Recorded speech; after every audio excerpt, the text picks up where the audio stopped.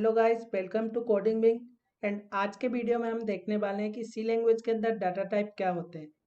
सो data type basically आपके variable का type बताता है। जैसे कि अगर आपको कोई इंटीजर वैल्यू स्टोर करनी होती है तो आप इंटीजर टाइप का वेरिएबल बनाते हो। ऐसे ही अगर आपको किसी फ्लोटिंग टाइप की वैल्यू को स्टोर कराना होता है तो आप फ्लोट टाइप का वेरिएबल बनाते हो। अगर आपको कोई कैरेक्टर स्टोर कराना होता है तो आप कैरेक्टर वेरिएबल बनाते हो। तो यहाँ पर इंटीजर, फ्लोट एंड कैरेक्टर क्या है, उस वेरिएबल का टाइप है। और डाटा टाइप ये भी बताता है कि आपके उस वेरिएबल का साइज कितना है। तो बेसिकली आपके सी लैंग्वेज में चार तरह के डाटा टाइप होते हैं। पहला जो है वो है बेसिक, सेकंड जो है डिराइव्ड, थर्ड जो है वो है एनिमरेशन एंड फोर्थ जो है वो है बॉइड। सो अब हम चलते हैं हमारे कोड एडिटर के अंदर, वो देखते हैं इन सारे डाटा टाइप्स को। तो यहाँ पर आपको जो सबसे ऊपर दिख रहा है इंट ए असाइनमेंट ऑपरेटर 5, ये आपका एक नॉर्मल इंटीजर वेरिएबल है। इसका जो साइज है वो 2 बाइट या 4 बाइट हो सकता है, डिपेंड करता है आपका ऑपरेटिंग सिस्टम के ऊपर। अगर आपका ऑपरेटिंग सिस्टम 32 बिट है तो यहाँ पर आपका इंटीजर का साइज 2 बाइट होगा। अगर आपका ऑपरेटिंग सिस्टम 64 बिट है तो आपका जो इंटीजर वेरिएबल का साइज होगा वो 4 बाइट होगा। यहाँ पर हमने एक कीवर्ड का यूज किया हुआ है शॉर्ट।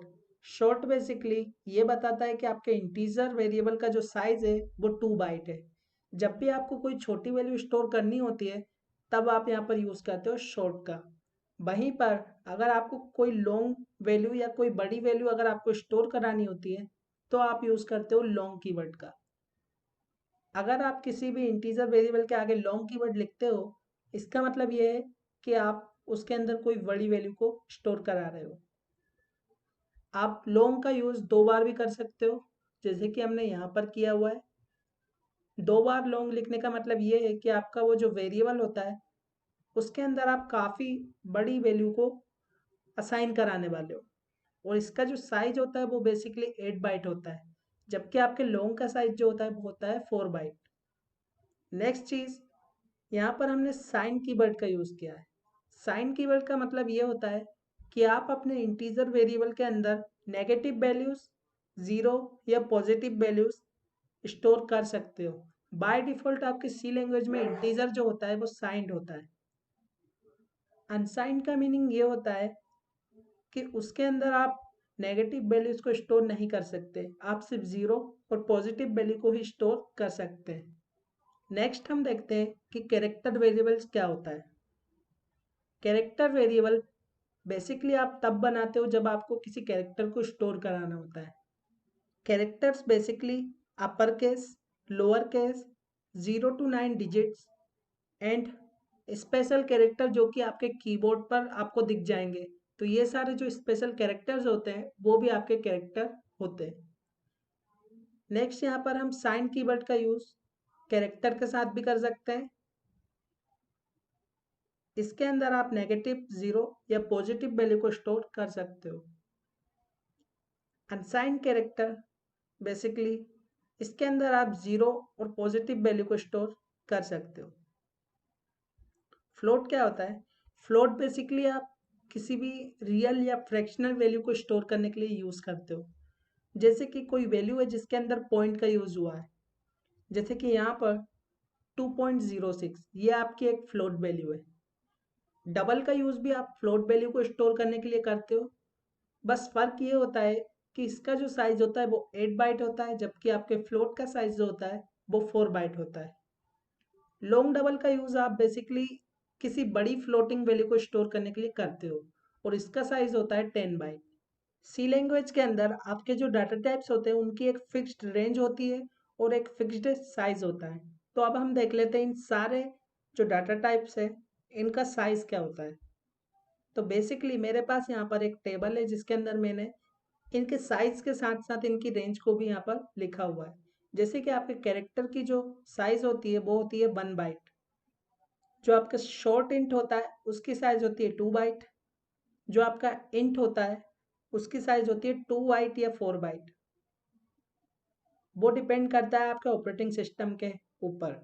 और इसकी जो रेंज होती है वो होती है 32,000 768 टू 32,767, इसके बीच में आप इसके अंदर कोई भी वैल्यू को स्टोर कर सकते हो, पर इससे कम वैल्यू या इससे ज़्यादा वैल्यू को आप इसके अंदर स्टोर नहीं कर सकते। अगर आपको बड़ी वैल्यू को स्टोर कराना है तो आपको यहाँ पर यूज़ करना होगा लॉन्ग इंट। लॉन्ग इंट के अंदर आप इतनी बड़ी वैल्यू को स्टोर कर सकते हो। ऐसे ही यहाँ पर फ्लोट जो होता है, फ्लोट का साइज होता है 4 बाइट एंड डबल का साइज होता है 8 बाइट। लॉन्ग डबल का आप यूज़ कर सकते हो, उसका साइज होता है 10 बाइट। यहाँ पर मैंने आपको डाटा टाइप का एक टेबल बनाया है, इसका लिंक मैं आपको डिस्क्रिप्शन में प्रोवाइड कर दूंगा, तो आप वहाँ से इसको डाउनलोड कर सकते हैं। तो अब हम देख लेते हैं कि फॉर्मेट स्पेसिफायर क्या होता है। तो आपके जितने भी डाटा टाइप होते हैं उनका एक एक फॉर्मेट स्पेसिफायर होता है। यानी कि अगर आपने एक इंटीजर टाइप का वेरिएबल बनाया है तो उस वेरिएबल की वैल्यू को प्रिंट कराने के लिए आपको उसका फॉर्मेट स्पेसिफायर यूज़ करना होगा। जैसे कि इंटीजर का जो फॉर्मेट स्पेसिफायर होता है वो होता है %d। तो हम इसका एक एग्जांपल देख लेते हैं। मैं इस सारे कोड को अभी यहाँ से हटा देता हूँ, सिर्फ हमारा जो एक इंटीजर वेरिएबल है उसको रखता हूँ। यहाँ पर अगर मुझे इस इंटीजर a की वैल्यू को प्रिंट कराना है जो कि 5 है, तो मुझे यहाँ पर printf फंक्शन का यूज़ करना होगा। printf फंक्शन बेसिकली किसी भी चीज़ को अगर आपको कंसोल पे प्रिंट कराना हो तो उसके लिए आप printf का यूज़ करते हो। तो यहाँ पर हमें इस वेरिएबल की वैल्यू को प्रिंट कराना है, तो यहाँ पर इसका जो फॉर्मेट स्पेसिफायर होता है वो होता है %d। अब मुझे इस printf के अंदर कोमा लगाकर उस वेरिएबल का नाम पास करना होगा जिसकी वैल्यू मुझे प्रिंट करानी है, एंड देन यहाँ पर मैंने सेमीकोलन लगाया। अब इस कोड को हम रन करते हैं और आप देख सकते हैं यहाँ पर 5 प्रिंट हो चुका है।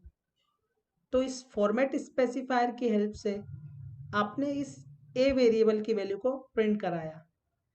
इस ए के अंदर जो भी वैल्यू थी वो यहाँ पर इस %d की जगह पर प्रिंट हो गई। अगर आप printf के अंदर कोई टेक्स्ट लिखते हो जैसे कि वैल्यू ऑफ ए इज, तो printf उसको एज इट इज प्रिंट कर देगा। जैसे कि आप देख सकते हैं वैल्यू ऑफ ए इज उसने एज इट इज प्रिंट किया, उसके बाद जो %d था उसकी जगह पर उसने ए की वैल्यू को प्रिंट किया है। तो printf जो है आपका आउटपुट फंक्शन है, तो इसको हम नेक्स्ट वीडियो में कवर करने वाले हैं। सो ऐसे ही आप हर एक डाटा टाइप की वैल्यू को प्रिंट कराने के लिए इन फॉर्मेट स्पेसिफायर्स का यूज़ कर सकते हैं। इनका लिंक भी मैं आपको डिस्क्रिप्शन में दे दूंगा, तो आप वहाँ से इन सब टेबल्स को डाउनलोड कर सकते हैं। तो आज की क्लास में सिर्फ इतना ही। अगर आपको वीडियो अच्छा लगा हो तो आप वीडियो को लाइक करें, अपने फ्रेंड्स के साथ शेयर करें और हमारे चैनल कोडिंग विंग को सब्सक्राइब करें ताकि आपको हिंदी में प्रोग्रामिंग वीडियोस मिलती रहें। Thank you.